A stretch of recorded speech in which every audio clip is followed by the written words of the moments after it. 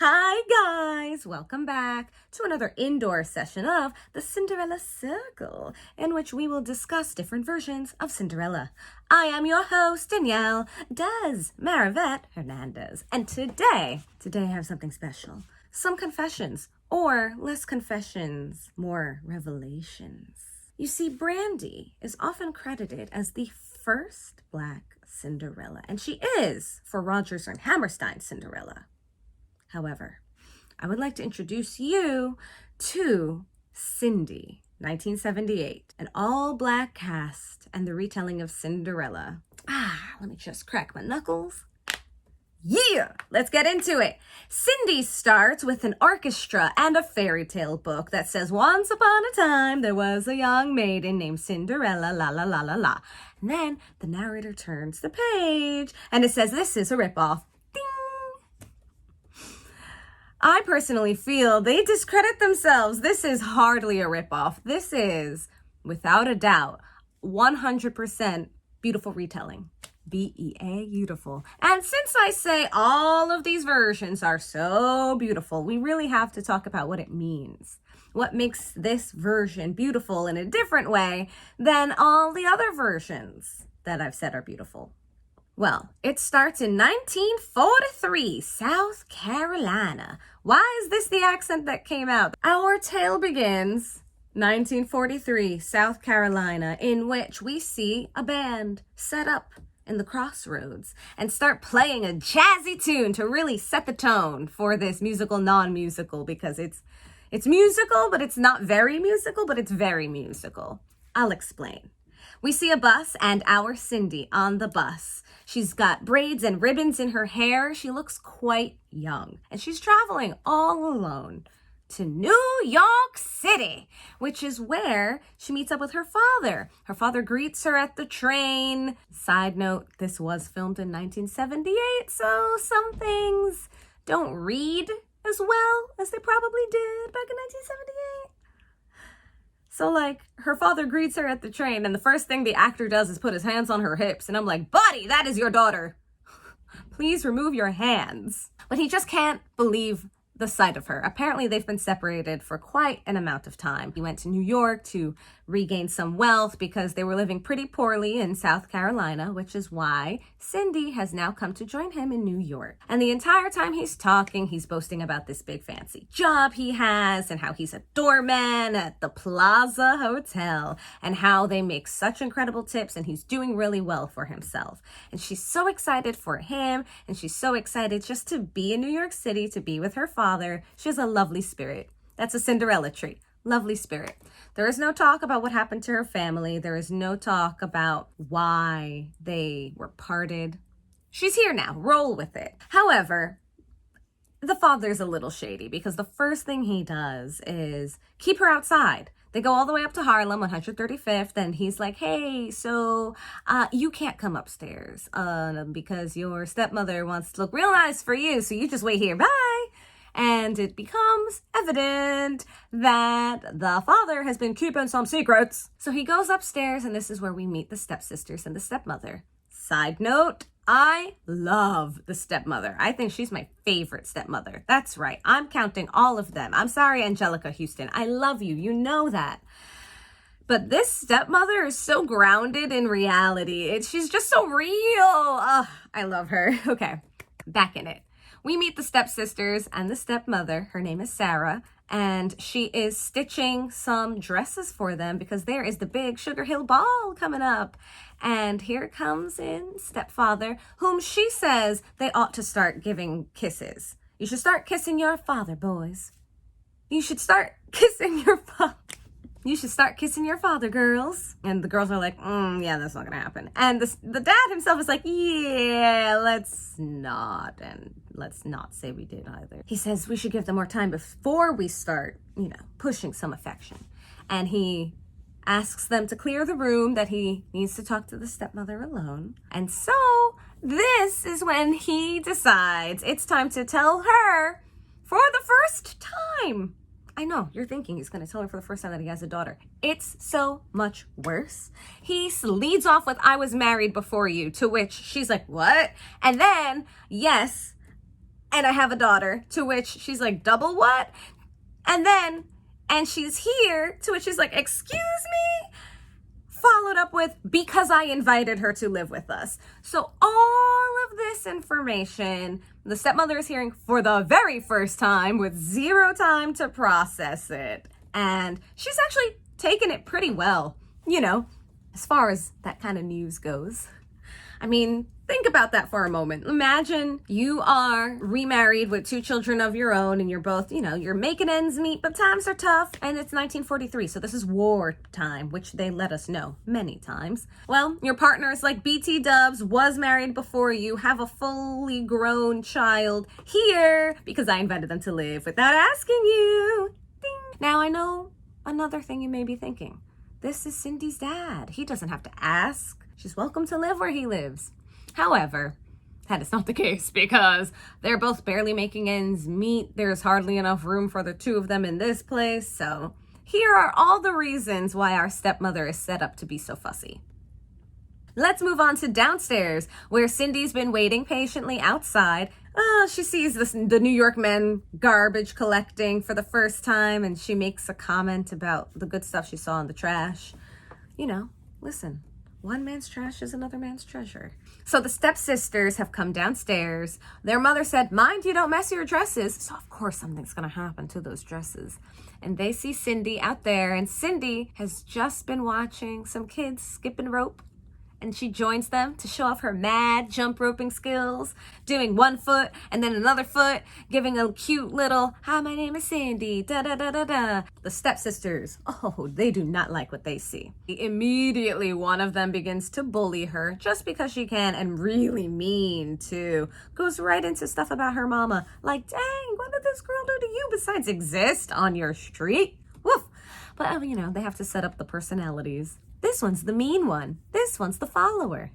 So our stepsisters' names are Venus and Olive is the one who starts the antagonism. Not to be shown up, the stepsisters bring in a second jump rope, and now these 2 little girls are skipping 2 ropes, and one of the sisters goes in and she's doing a whole double dutch. So the stepsisters also have mad jump roping skills, and this is how we fight wars on the streets between girls in 1943. Without weapons. Jump ropes, ladies and gentlemen, jump ropes. Well, eventually, they take the antagonism too far, and Cindy has had enough. So she takes the nearest trash she can find and dumps it all over them in their new dresses. So the girls go upstairs screaming. The parents are already having an argument about this newly discovered person who's here to live. And then it's time to meet the girls, of which the father insults them so much. He says, you're going to like my daughter so much, it's going to make your girls look like horse meat. What? Who says that? Who wrote that line? Ugh. Okay, stepdaughters come upstairs, covered in trash, hysterical. Their mom immediately goes into protective lioness mode. Who did this to you? Oh, guess who? Your new stepdaughter. And this sets up their antagonism. So, obviously, the stepmother is furious. First of all, her daughters are covered in trash. But second of all, which could probably be first of all, she made those dresses for her daughter. So that's her hard labor, her labor of love on her 2 daughters covered in trash of this new mysterious 3rd daughter she just discovered that she has. So Cindy gets sent to her room, except she doesn't have a room. Not yet. Her room is the bathroom. So Cindy's meant to stay in a bathtub. Her dad comes to talk to her later, and he's like, hey, there's no need to cry. And then the shower drips on her face, and he's like, oh, you're not crying. And she's like, no, this thing just keeps dripping on me. So this Cinderella tale subverts a lot of expectations in very adorable ways. Highly worth checking out. Although, I must admit, this is a hard watch, and it's not because the movie is not good. It's because the quality of the film has degraded since 1978, and the version available on YouTube that I watched was very grainy and dark, so it was legitimately hard to watch, but still enjoyable. I recommend sticking it out. Oh my God, I totally forgot to tell you that the stepdaughters do kiss the dad on the lips. It's so uncomfortable, and then they leave their chewing gum in his mouth. I hate it. Ugh. The stepmother, ultimate pragmatist. She comes into the bathroom to talk to Cindy and telling her, listen, this is how it is in this household. Your father and I got married because we thought it would make life easier for each other. We do not love each other. Your stepsisters hate you and you hate them. But that doesn't mean we can't all be a happy family. Oh, okay. Glad to know. Cindy asks about the ball. She's like, can I go? What's it about? Tell me more, stepmom. And the stepmom's like, you cannot go. You have nothing to wear. You have no party dress. Cindy's like, of course I have a party dress. You think I came all the way up here without a party dress? And stepmom's like, yeah, okay, let's see it. And she's like, I'm wearing it. And so it's the dusty, beat up dress that she has traveled in is also her party dress with a cuff like falling down. And listen, we don't know what the circumstances were in South Carolina in 1943. So this is her party dress, and the stepmom is like, oh, okay, I'll tell you what, if you're real good, and if I find some time, and if I find some fabric, I'll make you a dress. We all know where this is going. But for now, that's the promise. Next day, they go to church, and this is more of Cindy doesn't fit in. So her dad pulls her aside, and he's like, so, listen, this is not a Baptist church like at home. This is Episcopalian. We worship fancy here. We just do everything, but on the inside. So he's basically telling her to be quiet and not draw attention to herself, which is very shocking for Cindy because she's very enthusiastic and has a gorgeous singing voice, as we will find out. So she's not allowed to worship the way she traditionally worships. She has to be quiet. Everything is very out of place. And you see her sitting in the pews. Everyone's like quietly listening to the sermon. And there's Cindy just like nodding along and throwing out her amens because she's like, I agree with this sermon. And her dad's like, shut up, stop it. In his actions, not his words. But eventually we get to a point where everyone starts singing a hymn. And at first she's singing along, but then the urge to sing and celebrate takes over, and she literally takes over the church. Like, everyone is so excited by this. The choir joins in. People in the pews join in. She's singing and dancing in the middle of the whole thing, and it's the most fun anyone's ever had at church. Except the stepmother, who is like, I'm glad I told her that she can go because I can't wait to take it back. That's her face. The wicked stepmom face. I wrote, the dad is a coward and the mom decides to be El Diablo. And then here we have the stepsisters treating her poorly. They give her a list of chores and says the stepmother gave them all chores and they split them evenly. And Cindy's reading off the list like scrub the tiles, scrub the fire escape, do the laundry, turn the mattresses. And she's like, dang, what do you guys have to do? And they're like, oh, you know, just do her best to look beautiful. And she's like, whew, I got the easy stuff. She's got some great lines in this show. So there she is outside scrubbing the fire escape. And this is where we meet Michael, another character who is just one fire escape above her. And he has like a tent situation going on and like a bed. And he asks her to please tone it down because he's trying to sleep. He works overnights and she's keeping him awake. And she asks what kind of job he has. And they get into this conversation and she discovers that he is a draft dodger. And he's like proud of it. And she's not pleased to hear that. She's like, well, you're just a coward. And he boasts about how great it is to be a coward. And if there were more cowards in the world, there would be no wars. You know, he's got an interesting philosophy there. Minus this one line where he says, cowards don't hurt nobody. Cowards hurt people all the time. Her father's a coward. Her father is a coward for not telling the stepmother the truth, for not telling Cindy the truth, for not telling anyone the truth about him and his antics, and it's hurting Cindy. But let's go back to Michael, the self-professed coward. So they have an exchange on the fire escapes, which ends with his line, that's the problem with cowards, they got no love. On that note about cowards, let's move it back to her father, in which we learn her father is not the doorman at the plaza. He's not a doorman anywhere. He is the bathroom attendant in the hotel of the plaza, and he's decided he's going to work real hard because he's got to get Cindy a dress. And he told her, I'm going to get you that dress. I'm going to get you to that ball. And boy, he does work harder than ever. But he just can't seem to make enough. See, he's friends-ish with the actual doorman who comes in his beautiful red coat and his pocket heavy with tips. He asks him, how much do you think a dress would cost? A really nice one. I want to get one for my daughter. And the guy is like, probably like $20. Remember, it's 1943. This is a lot of money. And so there's her father working diligently, attending everyone in the bathroom to the point of being obnoxious. And just as he's making the comment, I'll do anything to make that money for that dress, A man with two broken arms in a cast, propped up on sticks, walks into the bathroom and looks down and smiles. And the guy's like, please tell me you're just here to wash your hands. So he's working really hard, guys. He's a coward, but by Jove, he's trying. All right, now we move over to the stepsisters. It's the day of the ball. They're getting ready. They're asking Cindy to do stuff like stuff their bras. And she's like, well, I only had one box of Kleenex. Help them get into their girdles. Gee, what did you use to help that slide on? It was pig grease. I thought it smelled good. And this is where we have like our first proper musical interlude. We had that church scene, but the church scene was diegetic. It made sense that happened. This is our first non-diegetic musical scene. We're like, oh, okay, we're in a musical, not, okay. Yeah, I'm here for it. And it's amazing, this jazz number where she gets the stepsisters to sing with her about what the ball might be like. And they're like, it's okay to be sad. You don't have to be so happy. And Cindy's like, no, I'm glad for you guys. It's going to be cool. And they can't understand someone being joyous for them. They have never experienced this.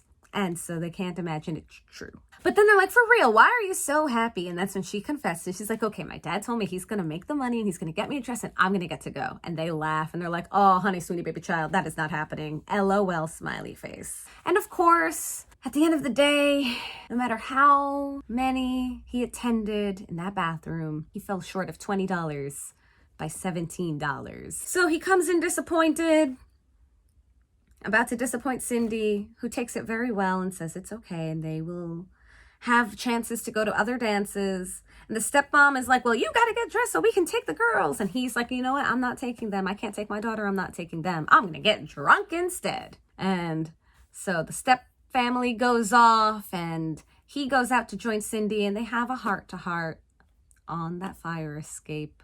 And who is listening but Michael? So after the heart-to-heart on the fire escape, Cindy is doing dishes and deciding to herself, I gotta get out of here. I don't know why I'm here in New York. They don't want me here. They don't have room for me here. I'm gonna make the fare back to South Carolina and go home. And then there's this insistent knocking on the door and it's Michael, all dressed up and spouting euphemisms when all he really means is, I have a surprise for you, come with me. But boy, they wrote that line real good.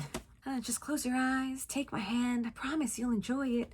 Oh yeah, she keeps grumbling because nobody gets her sense of humor. Everyone just thinks she's an idiot. This is called sarcasm. She is just adorable with her wit, but in New York, everyone's just like, so are you a half-wit? And she's not. She's witty. It's different. So she's grumbling how nobody gets her sense of humor. He escorts her downstairs. And surprise, he's got a limo pickup, to which she's like, oh, thank goodness. For a moment, I thought that was a hearse. And they get in and he's got a dress for her. And she's like, I can't accept this.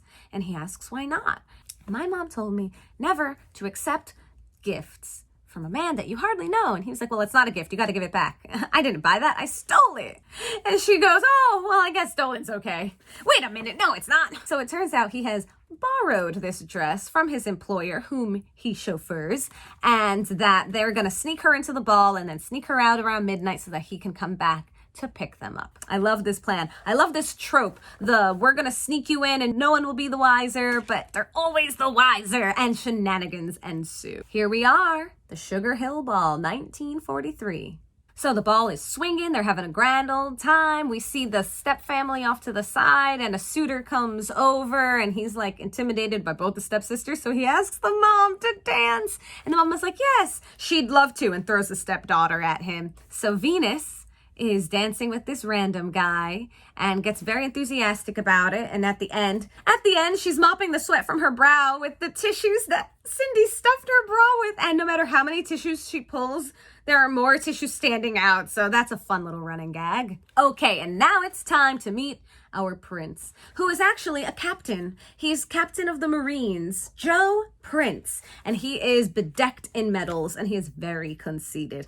Not a bad person, not a mean person, just very conceited. Ah, yes. And so he's like, I'm sure you'll all want to dance with me. And like Elvis, the girl starts screaming and running over to him. And now Cindy has her big reveal. Michael buys her a crown of flowers and she steps out of that limo looking like a bride. Like she's bedecked in this glorious A-line white gown It drops at the waist and flares out. It's long sleeves. It has like a sheer cutout with a sweetheart neckline and with that crown of flowers on her hair, which she has pulled out from her braids, so it just floats like a halo around her face. He's so taken aback, has just the sweetest response to seeing her, and she asks if she's really gonna go into the ball. Only if you want to, he replies. Although, chances are with you looking the way you do, everyone's just gonna come out here. So sweet. But he tells her that he cannot join her because he'll get fired if he gets caught. So, Cindy goes in alone. The prince was just trapped in a dance with Olive, who is extremely aggressive. She's got like a Napoleon complex going on. And he catches sight of Cindy and immediately tries to ditch the stepsister. Never a good plan. End it graciously, because they will always come and find you. So he asks Cindy for this dance. It's love at first sight, and they spend the rest of the night dancing together nonstop. It feels like the dance goes on forever. It feels like one dance that just keeps going and going and going, but it's a fun, jazzy scene. There's so many great dance numbers. I just wish that it was a higher quality camera and that it wasn't 1978 and that we could just see it better. They need to remake this film. This one. This is the one they need to be remaking. I want to see Cindy 2021. Oh, that's too many 20s. Cindy 2021. And Joe Prince is just so taken with her that he gives her one of his medals, which she's like, I can't accept this. And he takes it back. He's like, yeah, I understand that. Would you mind just finding the same holes they were in before? He's adorably conceited. How's that? So we described the dress. Now let's describe the shoes. Descending the stairs, we see that her shoes are her tennis shoes, the white sneakers that she arrived in. She's in this decadent, sumptuous gown, and she's in her regular day-to-day shoes. The stepsisters see that, and they're like, wow, I hear that's the new fashion, da-da-da-da-da. See, this is how fashion trends start. People just decide it's cool. They're dancing the night away. He kisses her. She pops her foot, which is how her shoe falls off. It just drops. And then she hears this insistent beeping from outside and realizes it's after midnight. So she races outside, and Michael is like, oh my God, you're going to get me fired. I can't take you home. I have to take you to the subway. Get out of that dress. Ah! So they race back. She's raving about the marvelous time that she's just had and thank you so much. He's too much in a panic to really celebrate with her. Not to mention, while she's dancing with our Captain Prince, Michael is watching from outside the window, left out in the cold. Captain Prince picks up her shoe, chases her for about like a tenth of a second before another woman comes over, and he's like, yeah, all right, I'll dance with this other woman. But the next day, he goes over to a detective agency to hire someone to look for this woman. The only thing he has is this worn out, beaten up tennis shoe. And the detective takes the job, and he's getting the gun holster ready. And the captain is like, I don't think you'll need a gun for this. And he's like, oh, it's not for my gun. And he takes the shoe, straps it into the holster. The captain has equipped our detective with a list of everyone who was invited to the ball. And one by one, this detective takes the shoe all over Manhattan to be tried on by mysterious feet everywhere. Look, this part of the tale is never the greatest, but it's somehow worse when it's an old beaten up tennis shoe and you just see all these bare feet going into it. Ugh, it was rough. So then eventually we get to the stepsister's house, and they are mightily trying it on. Stepmama is greasing up her baby's foot with some Vaseline, and it fits for like a moment before she's like screaming to get it off. And beleaguered, the detective leaves, but runs into Michael, who recognizes the shoe and asks, what is this guy doing with the shoe? And so the detective is like, you know who this belongs to. Michael does not tell him at first, this is a strange man. You can't just tell people the identities of people to strange men. So eventually the detective lets on that this is because Captain Prince wants to marry her and he's so well off, and who could possibly be better for her than this guy. And Michael's like emotionally kicking rocks because at this point he's developed feelings for Cindy. I mean, for heaven's sakes, he snuck her into a ball just to see her smile. That was sweet. A little illegal, but sweet. So he does share her identity, and the detective goes back in and tells them that the prince wants to marry Cindy, so you better get her in here, and I'm going to go bring the prince, the captain prince. Love this. Well, stepmama is so excited that she goes all the way to the plaza to tell her husband, and discovers that her husband is not the doorman, but a bathroom attendant. So this is where we get a second song, unexpectedly, where he sings about how he's doing the best that he can. Then we get the sequence in which they go back to the house. Everyone's waiting there. Cindy finally arrives and thinks the captain's just come to return her shoe. She's like, that's so nice. He didn't have to do that. And he's like, well, I'm not just here to return the shoe. So all of this is very exciting. And she steps out onto the fire escape as her father and Captain Prince have some talking to do. This is where Cindy sees Michael is packing up. She's like, what happened? I thought you had a job that would keep you hidden from the draft. And he's like, I decided to enlist. And she's like, you didn't decide to enlist. Did you get fired? And he was like, well, maybe. And she's like, well, how do they find out? And he's like, well, I went to return the dress and I turned around and there was the missus naked. So we're lucky that he only got fired, okay? And then he tells her it was worth it because he couldn't stand seeing her sad. Now they're interrupted by Captain Prince, who proposes to her, and she does not immediately say yes. She's like, well, I have to think about it. And he's like, I'm sorry, what? And she's like, yeah, it's just, I have to think about it. And he's like, well, I don't think you understand. And she stands firm. Nonetheless, I have to give this some thought. And now we get another random song in which the prince is singing about, don't think about it, just say yes. Don't let the moment slip away. And he's caught up in the romance of himself. And as he's singing and spouting these lyrics about what love is and how you have to seize it, Cindy is looking at Michael and having her own discovery. And as Michael leaves the fire escape where he was living to enlist, she decides to follow Captain Prince's advice to seize the moment and to not let love get away. And then she dips right in the moment of his crescendo. She's like, bye. She goes down. She starts running. She chases him all the way down to the recruitment office. I mean, he got there fast. I guess he took a cab and she just ran the whole way. I don't know. And now we have a reverse looking for our Cinderella moment where Cindy herself is looking for Michael and she's going through every room. We see all these different young men going through their tests or trying to fail their tests and slowly getting enlisted. And she makes it all the way to the room where they're giving their vows and she joins him. This is just the best scene. You watch this movie for this scene alone, or I don't know. I will find where it starts and put the time link down below if you just want to see that. It is wildly adorable and precious, but also a testament to World War II. All of this is happening during World War II. Anyway, they exchange enlistment vows together and essentially get married, but to the military. And this is where it gets even better. So Cindy has her real Prince Charming, the person who sought to emotionally fulfill her because she was being let down by everyone she knew and didn't know and people she was related to and was forced to be related to via marriage. And she recognized that she felt the same way about him.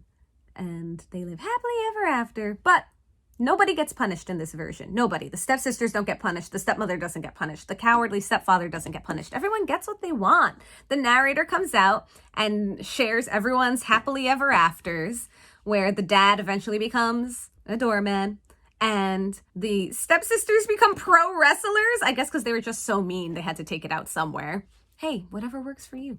And the stepmother has a step baby now, which made her happy, I guess. I mean, listen, babies are sweet. I get happy when I'm around other people's babies. Captain Prince being happy in his vanity, getting to pose for statues and paintings and things like that. So everyone gets a happily ever after. It's musical-ish. It's a jazz era musical. Takes place during the war effort, which greatly impacts the entire story. And all black cast. Our Cindy is played by Charlayne Woodard. She is incredible. My God, the pipes on this woman. Clavant Derricks plays Michael. The stepmom is played by Mae Mercer. Captain Joe Prince is played by Clifton Davis. The stepsisters are played by Elena Reed Hall and Nell Carter. And the entire experience is wild, funny, and honestly felt like a fever dream because I never saw this movie again. Once! I caught this film once. I think Disney played it. I was a single-digit child still. And I just remember how much of an impact it had on me as a kid. It was so different from any other version I had seen. It just really stuck out. And all the plot points are there. The transformation sequence, the stepping up from grief. In this circumstance, the grief is everyone she's surrounded by is terrible to her. That's Cinderella. The prayer, instead of praying to a deceased mother or magical mice, she has like a relationship with God. In this circumstance, her prince turns out to also be her fairy godmother. So Michael fills in for the person who helps transform her, but then also her emotional fulfillment. So that is layering, baby. Yes. Hilarious script, innuendo heavy. The only setback with this is because the film is so old and hard to come by that this is the only version I was able to find. Thank God it's on YouTube. And if you can get past the pixelation and the very dark lighting in some scenes, you will love this version. I'm sure of it. Please let me know. Have you ever heard of Cindy? If you have not, are you thinking it's time to check it out? I'm thinking it's time to check it out. Stay tuned for another Cinderella Circle next week. Next time. Bye.